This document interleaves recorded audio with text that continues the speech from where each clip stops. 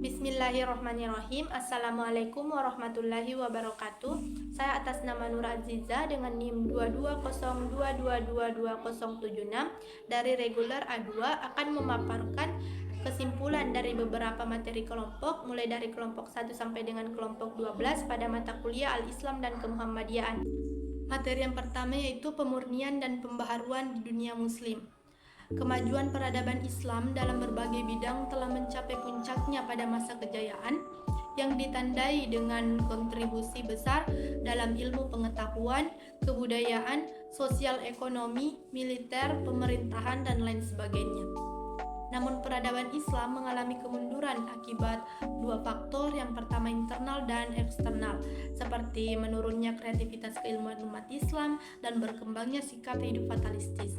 Untuk mengatasi kemunduran ini, muncul pemikiran akan perlunya pemurnian dan pembaharuan. Pemurnian didefinisikan sebagai proses untuk membersihkan, menyempurnakan, atau meningkatkan kualitas yang berkelanjutan. Sedangkan pembaharuan dalam Islam adalah upaya-upaya yang dilakukan untuk menyesuaikan bahan ajaran Islam dengan perkembangan baru yang ditimbulkan oleh kemajuan ilmu, pengetahuan, dan teknologi. Abdu berpendapat bahwa untuk memulai pembaharuan dalam Islam harus mengembalikan pada pokok-pokok keimanan yang dipandang sebagai Islam yang sebenarnya. Abdu menyerukan agar umat Islam kembali dan berpegang kepada Al-Quran.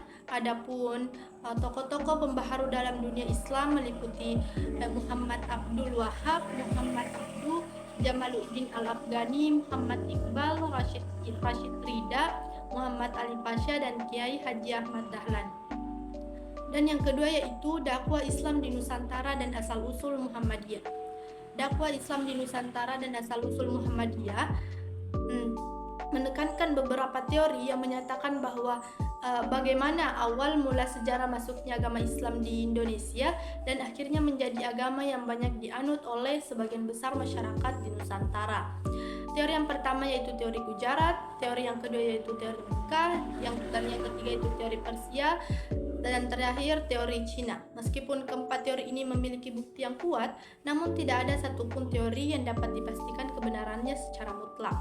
Proses perkembangan Islam di Sumatera, Jawa, Sulawesi, Kalimantan, dan Maluku melibatkan masuknya Islam melalui para pedagang Muslim, pembentukan pemerintahan Islam. Adapun corak Islam di Nusantara yang membedakan dengan negara lain yaitu Islam Indonesia bercorak kultural atau budaya, bercorak pluralis atau keberagaman, dan partisipan atau ikut-ikutan. Ada 3 sebab dan tujuan kedatangan bangsa barat di Indonesia, yaitu gold mencari kekayaan, glory mencari kejayaan, dan gospel menyebarkan agama. Yang ketiga itu sejarah Muhammadiyah. Ada 2 faktor yang melatar belakangi terbentuknya Muhammadiyah. Yang pertama yaitu faktor objektif, di mana Kiai Haji Ahmad Dahlan terpengaruh oleh kondisi sosial dan keagamaan yang memprihatinkan, seperti ketidakmurnian amalan Islam dan kristenisasi. Faktor yang kedua yaitu faktor subjektif. Berdirinya Muhammadiyah berupa kerisauan Kiai Haji Ahmad Dahlan terhadap permasalahan yang dihadapi umat Islam dari mulai keterbelakangan, kemiskinan, dan kebodohan. Pemikirannya menjadikan Islam sebagai way of life dan menekankan pentingnya beramal dalam beragama dan melakukan tindakan sesuai dengan isi pedoman Al-Quran dan hadis. Kiai Haji Ahmad Dahlan yang memiliki nama kecil Muhammad Darwis lahir pada 1 Agustus 1868 di Yogyakarta, yang merupakan anak keempat dari 7 bersaudara. Nama ayahnya Kiai Haji Abu Bakar dan nama ibunya Siti Aminah. Pada usia yang ke-15 tahun, ia pergi ke Mekah dan tinggal di sana selama 5 tahun. Ia mulai berinteraksi dengan pemikir dan pembaharu dalam Islam. Setelah kepulangannya dari Mekah, ia mendirikan Muhammadiyah pada tanggal 18 November 1912 di Yogyakarta. Kiai Haji Ahmad Dahlan juga memiliki istri yang bernama Siti Walidah, dan dari pernikahannya ini ia dikaruniai 6 orang anak. Materi yang keempat yaitu matan keyakinan dan cita-cita Muhammadiyah. Muhammadiyah adalah gerakan dan dakwah yang berakidah Islam dan bersumber pada Al-Quran dan As-Sunnah. Muhammadiyah memiliki cita-cita untuk memperkuat keyakinan, memperbaiki ibadah, meningkatkan akhlak, dan menerapkan prinsip-prinsip Islam dalam kehidupan sehari-hari. Gerakan ini bekerja untuk terwujudnya masyarakat utama, adil, makmur yang diridhoi oleh Allah Subhanahu wa taala. Materi yang kelima yaitu kepribadian Muhammadiyah. Hakikat Muhammadiyah adalah gerakan Islam yang berlandaskan pada ajaran Al-Quran dan As-Sunnah serta bertujuan membangun masyarakat Islam yang sebenar-benarnya. Dasar amal usaha Muhammadiyah mencakup prinsip hidup berdasarkan tauhid, ibadah, dan taat kepada Allah Subhanahu wa taala. Sementara pedoman amal usaha dan perjuangan Muhammadiyah menekankan pentingnya berpegang teguh kepada ajaran Allah dan Rasul-Nya.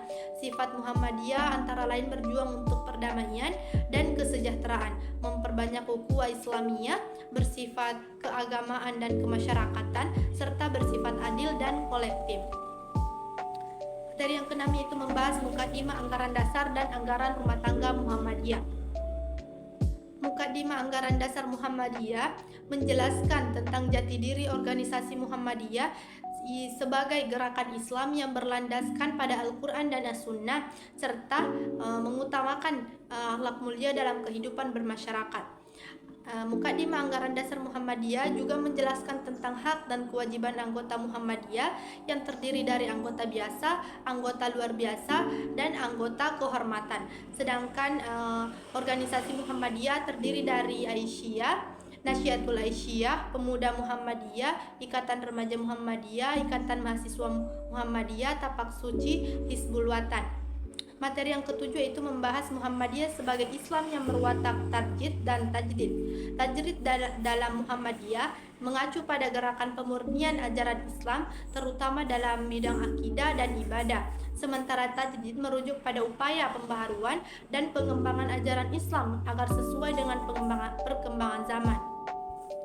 Muhammadiyah sebagai organisasi berupaya melakukan koreksi dan evaluasi terhadap pemikiran manusia agar sesuai dengan perkembangan dan kebutuhan zaman, serta menjaga keaslian ajaran Islam. Materi yang ke-8 yaitu membahas mengenai Muhammadiyah sebagai gerakan sosial. Muhammadiyah sebagai gerakan sosial mendasarkan ajaran kemanusiaannya pada teologi Al-Ma'un yang menekankan pada nilai-nilai kemanusiaan, cinta kasih, dan tolong-menolong. Gerakan ini terwujud dalam berbagai bentuk seperti perhatian terhadap fakir miskin dan anak yatim. Model gerakan sosial dalam bidang pendidikan, kesehatan, dan pelayanan sosial. Revitalisasi gerakan sosial Muhammadiyah merupakan upaya untuk memperkuat kembali sistem nilai dan ajaran sosialnya, serta menjaga keaslian ajaran Islam dalam berbagai aspek kehidupan masyarakat. Materi ke-9 yaitu membahas mengenai Muhammadiyah sebagai gerakan pendidikan. Muhammadiyah memiliki peranan penting dalam bidang pendidikan dengan cita-cita untuk mencetak manusia yang memiliki keteguhan iman dan ilmu yang luas. Gerakan ini didorong oleh faktor internal dan faktor eksternal seperti kelemahan dan praktek ajaran Islam serta kurangnya perhatian terhadap pendidikan Islam. Muhammadiyah mengembangkan berbagai bentuk dan model pendidikan seperti pendidikan agama dan umum serta menggunakan metode ceramah, diskusi, tanya jawab, dan lain sebagainya. Tantangan dalam pendidikan Muhammadiyah meliputi kualitas pendidikan yang masih stagnan dan kesadaran dari semua pihak terutama tenaga pendidik dan kependidikan. Materi ke-10 yaitu membahas mengenai Muhammadiyah dan pemberdayaan perempuan. Kiai Haji Ahmad Dahlan memberdayakan perempuan melalui kemuhammadiyaan dengan menegaskan kesetaraan gender, mendorong partisipasi aktif perempuan dalam kegiatan keagamaan, sosial, dan politik, serta membangun gerakan perempuan seperti Aisyah dan Nasyiatul Aisyah. Peran perempuan Muhammadiyah dalam kehidupan berbangsa dan bernegara terwujud dalam upaya mengangkat harkat dan martabat perempuan, pendidikan, mobilitas sosial, dan kegiatan sosial kemasyarakatan. Muhammadiyah melalui prinsip-prinsip Islam terus berupaya untuk memperjuangkan hak-hak perempuan dan memberdayakan perempuan dalam berbagai aspek kehidupan. Materi ke-11 itu membahas mengenai Muhammadiyah sebagai gerakan ekonomi. Muhammadiyah mengandalkan sumber daya ekonomi dari kegiatan bisnis, lembaga keuangan, dan sektor industri. Gerakan ekonomi Muhammadiyah juga terkait dengan pemberdayaan ekonomi, ekonomi warga, penciptaan lapangan kerja, dan penanggulangan pengangguran. Meskipun mengalami pasang surut, Muhammadiyah terus mencari model gerakan ekonomi yang sesuai dengan prinsip-prinsipnya. Dan materi yang terakhir yaitu membahas mengenai peran kebangsaan Muhammadiyah di Indonesia. Muhammadiyah sebagai bagian dari pendiri NKRI memiliki tanggung jawab yang besar terhadap negara. Gerakan ini berperan dalam membangun bangsa melalui pendidikan, sosial, dan ekonomi. Muhammadiyah juga menegaskan peran kebangsaannya dengan mengutamakan nilai-nilai kemanusiaan, tolong-menolong, dan kesetaraan gender. Dalam konteks ini, Muhammadiyah terus berupaya untuk memperkuat peran kebangsaannya dan berkontribusi secara aktif dalam memajukan Indonesia. Mungkin cukup sekian yang bisa saya simpulkan dari materi 1 sampai 2 yang telah dipresentasikan oleh masing-masing kelompok.